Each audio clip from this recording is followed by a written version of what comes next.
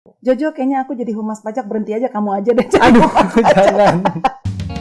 Selamat datang hei kawan pajak, diajak-ajak bayar pajak. Hey hey hey, yuk dengerin hei kawan pajak, diajak-ajak bayar pajak. Hey hey hey. Mari kakak, lihat dia dulu kakak. Sudah banyak perkembangan isu pajak. Kapan lagi bahas pajak bisa sambil ngakak, sambil ngerujak atau sambil gendong anak. Dengar dulu yuk, info gratis kok gak mau. Di follow dulu, gak ketinggalan melulu. Ajak-ajak bayar pajak, ini konsep baru. Simak dan hayati kelak negeri kita maju. Selamat datang hei kawan pajak, diajak-ajak bayar pajak. Hey hey bayar pajak. Yuk dengerin hei kawan pajak, diajak-ajak bayar pajak. Hey hey bayar pajak.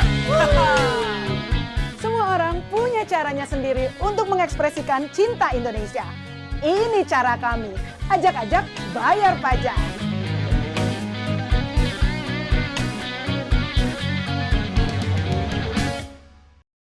Halo kawan pajak, bagaimana kabar Anda hari ini? Selamat datang dalam podcast Ajak-ajak Bayar Pajak edisi perdana. Peluncuran podcast resmi Ditjen Pajak kali ini juga bertepatan dengan pelaksanaan Spektakuler 2020 dan dalam rangka menyambut Hari Uang ke-74. Senang sekali rasanya saya Ani Natalia dari Humas Ditjen Pajak RI memandu podcast Ajak-ajak Bayar Pajak dengan tema Bergerak Bersama Pulihkan Ekonomi Nasional. Di tengah-tengah kita telah hadir seorang atlet bulu tangkis nasional yang sudah tidak diragukan lagi prestasinya, baik di kancah nasional maupun internasional. Pada tahun 2009, ia juga muncul sebagai peran pendukung dalam sebuah film bertema bulu tangkis, yaitu King. Pemuda ini tidak lain dan tidak bukan adalah Jonathan Christie atau biasa dipanggil Jojo. Halo Jojo, apa kabar? Halo Kak, baik-baik. Wah, senang banget nih. Selamat datang ya di podcast Ajak-ajak Bayar Pajak. Jo, mau nanya nih, selama pandemi COVID-19 ini apa saja kegiatan Jojo? Kalau kegiatan mungkin kita masih sama seperti biasa, walaupun beberapa pertandingan ada yang di-cancel, tetapi memang tetap latihan tuh harus jalan Oke. setiap hari, tapi mungkin intensitasnya sedikit dikurangi, karena di masa pandemi ini kan kalau imun kita menurun itu kemungkinan besar kita terjangkit COVID-nya tuh lebih besar. Betul. Jadi persentasenya tuh lebih dikurangin kayak gitu. Oke gitu. Tapi masih terus latihan ya Jo? Masih terus latihan. Luar biasa. Apa sih sebenarnya yang memotivasi Jojo nih untuk menjadi atlet bulu tangkis? Motivasi aku jadi atlet ya. Kalau dulu sih aku lebih diarahin sama orang tua gitu loh. Sebelum akhirnya aku mungkin menemukan visi misi aku sendiri di dunia atlet tuh seperti apa. Nah, jadi kalau dulu papa ngasih arahannya tuh di saat-saat aku waktu SD kelas 1. Jadi waktu itu ada ekstrakurikuler. Ada 3 waktu itu, ada sepak bola, bulu tangkis, sama basket. Oke. Dan biasanya kan itu setelah pulang sekolah. Pastinya tuh siang, mungkin di atas jam 12-an. Nah, papa kenapa ambil bulu tangkis? Karena takut anaknya hitam. Karena bulu tangkis itu satu-satunya olahraga yang indoor. Kayak gitu. Oh, jadi Gitu daripada pertama. anakku tersengat matahari, Iya. udah nak, kamu ambil bulu tangkis aja. Iya. Tapi ternyata akhirnya menjadi atlet bulu Iya, tangkis puji kebanggaan Tuhan. Indonesia. Di usia yang sangat muda ini ya, Jojo sudah menorehkan berbagai prestasi, baik di kancah nasional maupun internasional. Bisa diceritakan nggak bagaimana perjalanan Jojo hingga sampai titik ini, mulai dari SD yang tadi itu sampai, soalnya banyak ya Jo, Iya. orang tuh ngelihatnya hasilnya, Betul, tapi mereka betul. nggak lihat gimana prosesnya Jojo. Benar.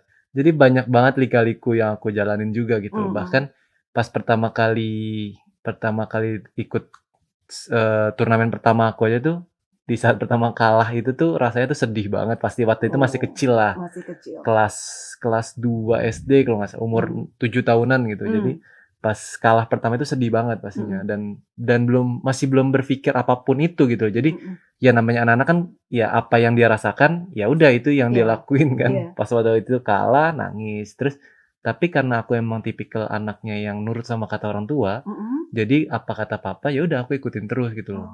Kalau kamu kalah sekarang udah latihan terus, latihan yang lebih lagi dari orang. Sampai akhirnya pada saat itu pas di SD mungkin itu aku join di klub salah satu klub kecil di Oke. Jakarta Timur pada saat Oke. itu. Oke. Sampai akhirnya aku di kelas 6 SD, aku mulai pindah klub ke klub yang lebih besar, Oke. itu berada di Jakarta Barat. Hmm. Nah, mungkin ini juga salah satu salah satu pengorbanan orang tua juga, Mm-mm. mamah terlebih Mm-mm. lagi sih mamah, karena rumah aku kan tinggalnya di Jakarta Timur. Mm-mm. Dan yang aku pindah itu klubnya di Jakarta Barat. Aku udah harus istilahnya udah harus profesional, mesti Oh, latihan pagi dan sore. Kalau memang mau benar-benar menjadi atlet yang nggak setengah-setengah ya, bukan yang tanggung-tanggung gitu. Nah, jadi mau nggak mau aku tinggalnya di Jakarta Barat dan di rumah nenek. Oh. Dari Senin sampai Jumat itu ditemenin sama papa. Dan mama ditinggalin terus Senin sampai Jumat. Jadi cuman Sabtu Minggu pulangnya. Dan bahkan sampai sekarang. Karena saat ini aku udah di pelatnas juga harus di asrama. Jadi ya pulangnya cuman Sabtu Minggu. Jadi mungkin bisa dihitung ketemu mama tuh cuman Sabtu Minggu udah selama kurang lebih 10 tahunan kayaknya. Wow. Sabtu Minggu. Itu pun kalau lagi nggak pertandingan ya. Kalau pertandingan bisa lebih 2 lama. minggu nggak ketemu, sebulan nggak ketemu, kayak gitu. Sama mama. Nah, akhirnya masuk di Jakarta Barat. Iya, akhirnya pas itu umur 10 tahun, 10 atau 11 tahun, baru akhirnya umur 15 tahun masuk di Pelatnas Cipayung ini, Baru tim masuk nasionalnya. timnas. Dan banyak banget lika-likunya juga dari masa yang awalan itu kan aku kejuaraan itu senasional. Senasional itu juga banyak banget kita saling beradu untuk masuk ke tim nasional ini gitu. Oh, Jadi iya. itu nggak gampang. Mungkin banyak di angkatan saya tuh kira-kira kurang lebih 25 sampai 50 orang. Wow, Banyak sekali, banyak banget. Dan kita tuh saling berjuang, berlatih untuk bisa masuk di pelatihan nasional ini, pelatnas ini.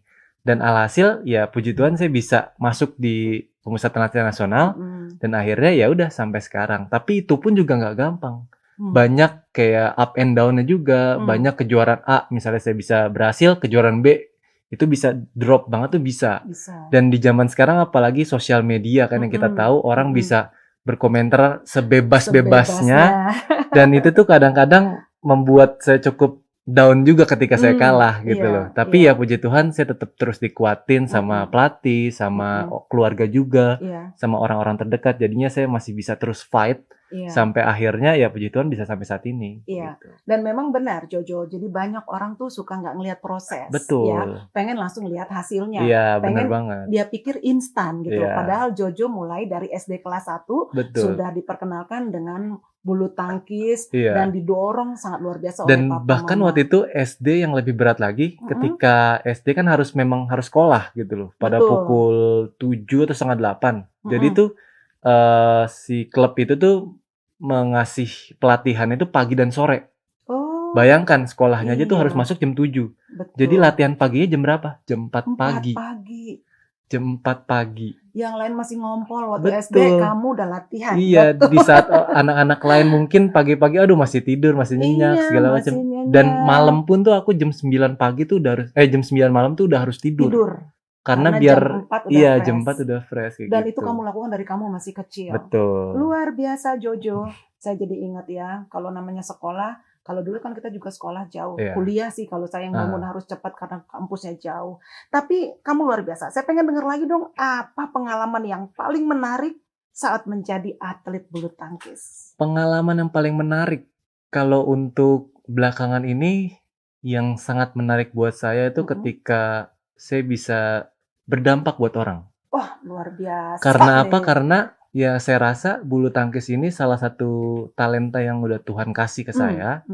Jadi ya saya memanfaatkan talenta ini untuk bisa menjadi berkat buat banyak orang. Buat bangsa. Itu salah satu salah satu hal yang saya yakini ya emang ini maunya Tuhan gitu loh. Gitu. Gitu. Jadi Tuhan kasih kamu bakat Yes. dan kamu pengen manfaatkan sebesar-besarnya Betul. dengan bakat yang Tuhan kasih sama Ya. kamu ya. Jangan sampai kamu sia-siakan betul. gitu ya. Betul. Jadi pengalaman yang paling menarik adalah saat kamu bisa meraih prestasi dan kamu bisa berikan medalinya kepada Indonesia betul gitu ya. itu juga pasti. Saya kebayang ya Jol, nonton kamu aja ketika kamu dikalungkan medali dan bendera kita naik itu, saya Iya. bisa nangis tuh Jol gitu ya. Karena saya begitu mencintai dan bangga sekali sama Iya. Jojo. Nah, mungkin nih Jo, di pendengar sana kawan pajak ada juga yang mungkin hobi olahraga Oke. gitu ya. Menurut kamu tips apa kalau dia untuk menjadi olahragawan atau atlet berprestasi? Kalau tips dari Jojo apa kira-kira? Mungkin kalau misalnya benar-benar kita mesti pisahin dulu ya, atlet yang mau benar-benar prestasi Mm-mm. atau cuma untuk olahraga aja. Nah, itu dia. Kalau untuk yang berprestasi memang nggak bisa instan, Gak bisa instan. harus dari kecil. Betul. Nggak bisa umur misalnya tanggung di SMP, SMA tuh kemungkinan berhasilnya tuh kecil banget. Kecil. Memang harus dari kecil sudah dididik untuk menjadi seorang atlet. Atlet. Kalau Oh, misalnya iya. untuk hanya mau olahraga ya semua orang bisa, nggak Bisa. apa-apa, nggak masalah gitu. Kapan Selagi aja. selagi kapasitas di dalam tubuhnya tuh masih mencukupi kayak gitu. Jadi tipsnya adalah kalau mau jadi atlet, mungkin putra-putra mereka dari Iya. sekarang juga bisa. Betul. Kalau dia mau olahraga biasa, ya pokoknya ketika kapasitas tubuh Anda Iya, masih bisa, betul. berolahraga lah gitu Iya, ya. apapun itu sebenarnya sih, bukan bulu tangkis aja. Bukan bulu tangkis Karena aja. olahraga memang salah satu hal yang dibutuhkan banget, apalagi di pandemi seperti ini, kayak gitu. Nah, itu dia nih. Kalau lagi masa pandemi kayak gini kan orang pasti banyak tapi kan kita kan nggak boleh kumpul-kumpul banyak orang. Tuh tipsnya dari Jojo gimana nih? Kalau aku sih tipsnya mungkin buat yang paling gampang aja sih sebenarnya tuh lari atau jogging di depan komplek rumah kalian aja, itu yang paling gampang, paling simple. Itu benar paling simple. Iya benar. Karena kan kalau misalnya olahraga lain, katakanlah bulu tangkis mesti harus ada lawannya kan. Lawannya. Walaupun memang nggak ada body contact. Betul. Kalau misalnya yang ada body contact ya saya itu nggak rekomenin lah. Betul. Kayak basket, bola itu Iya. untuk sekarang jangan dulu gitu. Betul. Nah tapi kan yang paling gampang yaitu lari, jogging, itu yang Iya. sepedahan, itu yang paling gampang. Paling gampang ya. Bener juga nih, karena ada acara spektakuler ini ada virtual run nih sebenarnya. Jadi mereka lari sendiri. Iya. Perlu banget ini. Thanks Jo. Terus Jojo pernah bintangin film nih tahun 2009 Iya. ya. Ada rencana lagi nggak sih main film Jo? Aduh, untuk tanya rencananya sih untuk saat ini ya. Saat ini aku nggak ada kepikiran. Cuman suatu saat mungkin ketika udah pensiun dan masih punya chance untuk terjun di dunia hiburan ya kenapa enggak gitu. Oke. Aduh, kamu tuh orangnya ya begitu ada peluang bisa dilihat. Iya. Saya mau tuh anak muda Indonesia tuh harus Betul. begitu tuh. Bener. Jo, tadi kita udah cerita pengalaman Jojo. Iya. Jadi dari kecil terima kasih loh sudah sharing. Jadi ngebayangin kamu jam 4 pagi udah dibangunin untuk pegang raket. Iya. Ya ampun luar biasa ya. Jadi semua juga bisa tahu bahwa semua itu harus pakai proses. Betul. Enggak langsung ujuk-ujuk bisa bawa medali gitu Bener. ya. Nah, Jo, kita mau ngomongin tentang pajak nih Jo. Kalau Jojo kan kami tahu ya Jojo tuh karena kami punya datanya tapi nggak boleh diomongin ya. Tapi Jojo adalah salah satu pembayar terbaik, pembayar pajak yang patuh lah di Indonesia. Saya bangga sekali karena kamu tidak hanya memberikan medali kepada Indonesia, tapi kamu benar-benar setia membayar pajak. Buat saya itu keren banget. Kamu selama ini kalau bayar pajak, yang ngajarin pertama bahwa harus bayar pajak siapa sih Jo? Pertama kali banget sih sebenarnya. Jujur aku juga dulu nggak terlalu ngerti ya, maksudnya pajak tuh kayak gimana sih. Dan mungkin ini ketakutan anak-anak muda juga nih yang saat ini nih. Kayak pajak itu tuh ribet nggak sih ngurusnya, terus pajak itu tuh konotasinya tuh udah, waduh takut duit kita diambil apa segala macam. Nanti ada juga mungkin nih orang lain yang mikir, anak muda lain, kayak buat apa kita bayar pajak, toh nantinya disalahgunakan, diambil gitu kan. Nah sebenarnya nggak seperti itu. Sebenarnya itu benar-benar pelayanannya juga ramah banget, gampang banget. Apalagi aku kan di KPP Pasar Rebo kan, itu tuh benar-benar dibantu banget. Benar-benar jadi apapun itu yang tadinya aku nggak tahu nih, jadi itu bisa didetailin sedetail itu gitu. Jadi mesti berapa pendapatan kamu, ini harus bayar segini, ini harus segini. Jadi itu benar-benar dijelasin. Itu tuh gampang banget. Mungkin kalau buat anak-anak muda yang mau bayar pajak, datang aja ke kayak KPP yang dekat rumahnya dia. Kantor cabangnya yang dekat rumah mereka masing-masing kayak gitu. Jadi mungkin mereka bisa dapat pengetahuan lah itu intinya pertama kayak gitu. Jojo kayaknya aku jadi humas pajak, berhenti aja kamu aja deh. Aduh, jangan. Soalnya benar banget Jo, kita tuh kemarin pas ngeliat ada atlet Indonesia tapi dia juga tidak hanya membawa nama harum bangsa gitu ya, yang bawa medali gitu. Tapi kamu juga mau bayar pajak nih, papa mama kamu memang ngajarin gitu juga? Iya, sebenarnya kan mengharumkan nama Indonesia bukan dari kita jadi seorang atlet atau mungkin kita jadi yang mungkin pandangan orang lain tuh gue mau jadi membanggain Indonesia nih harus jadi atlet, harus jadi entertainment yang bisa membanggakan nama Indonesia. Enggak gitu. Sebenarnya kita orang-orang biasa juga bisa dengan apa? Dengan cara kita membayar pajak dengan taat itu pastinya. Ya Allah, Jojo. Itu tuh gampang banget. Ya Oke lah, ampun, luar mungkin biasa. kalian berpikir, nanti duit pajak kita diambil apa segala macam. Ya udah, itu kan urusan masing-masing gitu. Setidaknya kita sebagai warga Indonesia yang baik, kita juga harus mencontohkan kepada mungkin nantinya anak-anak cucu atau kita itu tuh bisa bayar pajak dengan taat kayak gitu. Jojo, Begitu. kalau saya dosen kamu, saya kasih nilai A. Bener banget Jo. Jadi mungkin terima kasih loh sudah sharing sama anak-anak muda. Saya bangga banget bahwa membuat bangga Indonesia, berkontribusi kepada Indonesia itu tidak harus menjadi seorang atlet yang ngasih medali, tapi bisa dengan jadi siapapun Anda, siapapun kita, dengan kita setia bayar pajak supaya negaranya punya dana gitu. Iya, betul. Betul. Karena gini Jo, kita kan tahu bahwa dalam kondisi pandemi COVID-19 ini, nggak cuma negara Indonesia, semua negara di dunia lagi struggling. Betul. Kamu tadi cerita semuanya pertandingan aja Iya, ditunda. pertandingan ditunda. Itu bisa ngebayangkan dampaknya sampai ke sana gitu Jo. Nah inilah pemerintah harus hadir kan. Makanya saat ini kalau misalnya Jojo belum tahu, bagi para UMKM tuh sekarang dikasih insentif libur bayar pajak dulu. Yang penting kamu usaha jalan terus aja. Iya. Gitu. Nah itu yang dilakukan. Mungkin biar paham juga bahwa pajak ini manfaatnya tadi Jojo sudah. Saya jadi mau closing jadi susah karena kamu udah ambil bagiannya keren banget. Jadi untuk bisa membawa mengharumkan Indonesia tidak harus dengan medali ya. Tadi kamu bagus sekali. Ya ampun, saya tersentuh sekali. Tapi memang benar Jo, karena harusnya pajak ini adalah culture. Iya, jadi itu adalah budaya. Itu ada sense of belonging, rasa memiliki kepada bangsa, kemudian sense of responsibility. Ini negara sama-sama kita bangun sama-sama juga. Aduh, keren banget. Karena saya juga berpikir kita tinggal di mana sih? Kita tinggal di Indonesia. Betul. Kita lahir di mana? Kita lahir di Indonesia. Kita kerja di mana? Kita kerja di Indonesia. Aduh, ya kenapa enggak kita saling membantu satu sama lain untuk membangun Indonesia yang lebih baik kayak gitu. Nah, tadi saya juga bingung nih karena ada orang yang nggak mau bayar pajak tuh karena nanti duitnya disalahgunakan. Tapi Jojo tadi ngeliatnya itu terserah dia. Iya, betul. Tapi saya harus kewajiban saya jalankan. Aduh, hebat banget sih. Padahal usia kamu 23 tahun loh. Semoga bisa didengar oleh semua kawan pajak bahwa di usia muda ini bisa membawa harum nama bangsa tidak hanya dengan medali, tapi juga dengan berkontribusi kepada negara. Karena namanya ada sense of participation. Jo, boleh nggak satu statement terakhir untuk ngajak kawan pajak supaya patuh pajak sekali lagi Jojo sampaikan di Ajak-Ajak Bayar Pajak kali ini? Oke. Buat kalian semua, apalagi anak-anak muda pastinya, aku pengen ngajak kalian semua untuk taat bayar pajak. Apapun itu, seberapa besar pun pendapatan kalian, tetap kita bekerja di Indonesia, kita lahir di Indonesia, kita tinggal di Indonesia, kita harus juga saling membantu satu sama lain untuk membuat Indonesia tuh lebih baik lagi. Itu mungkin salah satu ajak-ajakan saya ke para anak-anak muda.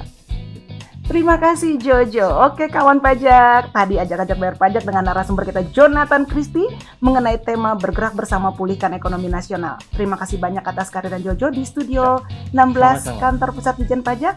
Dan tidak terasa, sudah saatnya kita menutup jumpa kita hari ini. Saya Ani Natalia dan narsum kita Jonathan Christie bersama seluruh kru yang bertugas kali ini pamit undur diri. Sampai jumpa di podcast Ajak-Ajak Bayar Pajak berikutnya. Jo, bilang dong Jo, Ajak-Ajak Bayar Pajak. Ajak-ajak bayar pajak. Asik. Thank you Oke, Jojo, siap. sukses Sama-sama. terus. Pokoknya terus berprestasi dan semakin bisa membawa berkat kemanapun berada. Amin.